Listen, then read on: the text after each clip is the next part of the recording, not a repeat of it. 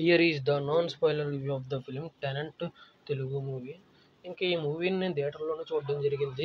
అప్పటికి ఇంకా నేను ఛానల్ పెట్టలేదు కాబట్టి రివ్యూ ఇవ్వలేదు. ఇంకా నేను ఈ మూవీ థియేటర్లోనే చూశాను.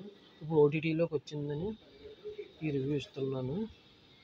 ఇంకా ఈ మూవీ గురించి ఒక ముక్కలో చెప్పే ముందు మా ఛానల్ కనుక నచ్చితే, కంటెంట్ నచ్చితే లైక్ చేయండి, షేర్ చేయండి, సబ్స్క్రైబ్ చేసి పక్కనే ఉన్న గంట సింబల్ యాక్టివేట్ చేసి మా ఛానల్కి సపోర్ట్ చేయండి. ఇంకా మూవీ ఎలా ఉంటుందని తెలుసుకున్నాము.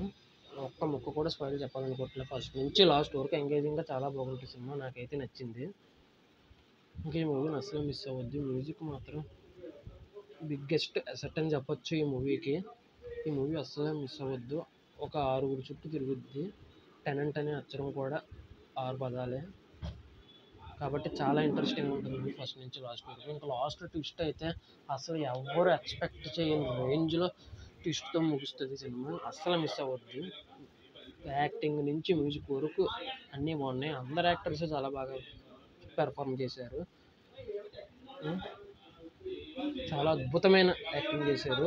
సత్యం రాజేష్ ఇంకా చాలా అదర్ యాక్టర్స్ ఉన్నారు. అందరూ బాగా చేశారు కాబట్టి అస్సలు మిస్ అవ్వద్దు ఈ సినిమాని ఓటీటీలో.